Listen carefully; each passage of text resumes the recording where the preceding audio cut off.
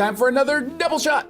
Do you spend much time on TikTok? I do not. Okay, I don't either. Why don't you go on TikTok? Because it's owned by the Chinese government.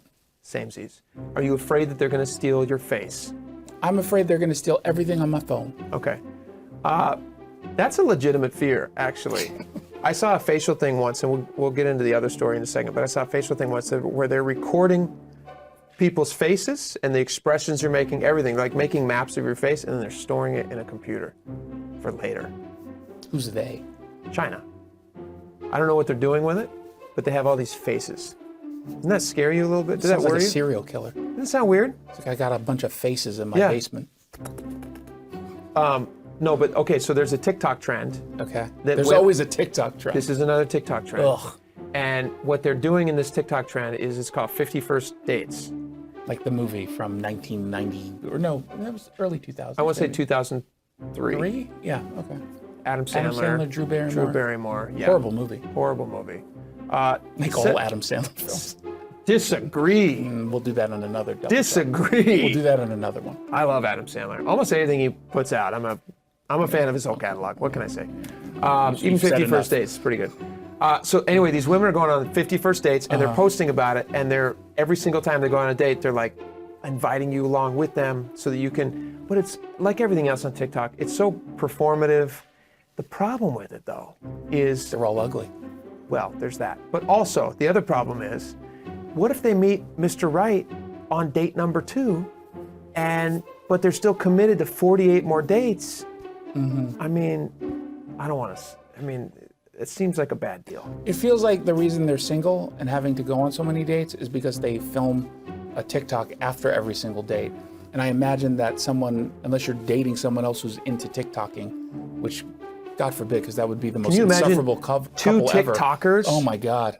Together? But I feel like you can't date outside of the TikTok. You can't date an Instagrammer if you're a TikToker. That's probably true. Right? The families won't like it. They forbid it. What's the matter with you? I think your brain is going soft from all that comedy you're playing with that young girl. Never tell anybody outside the family what you're thinking again. It's like I couldn't date outside of MySpace. My family wouldn't allow it. Said, how dare you're not going MySpace. You're not going on a date with a Facebooker. You're a MySpacer. The only reason my wife and I got married is because we both had .AOL or AOL.com websites. And GeoCities. Emails. GeoCities was another one. No one from GeoCities had a date. No, they didn't. So I don't think this TikTok trend is a good idea. As with almost every TikTok trend, I think this is actually discouraging them from finding Mr. or Mrs. Right. Because they want more content, and so they're going to sabotage dates so they can go on the next one and create drama. Yes, absolutely. And what they should be doing is trying to find that one person that's going to make them happy for the rest of their life. That's what I want for you guys, TikTokers out there. Oh, I want that for you. I don't want that for you. If I'm miserable, so are you. We'll see you next time. Hey, it's Jason Rantz here with Scott Rarucka from Legacy Group Capital. He's their CEO. So let's talk about someone who wants to invest in real estate. They don't quite know where to go, what to do, where to start, but they do know, obviously, that right now the market is really, really hot. So you're the place to do it. How do you help?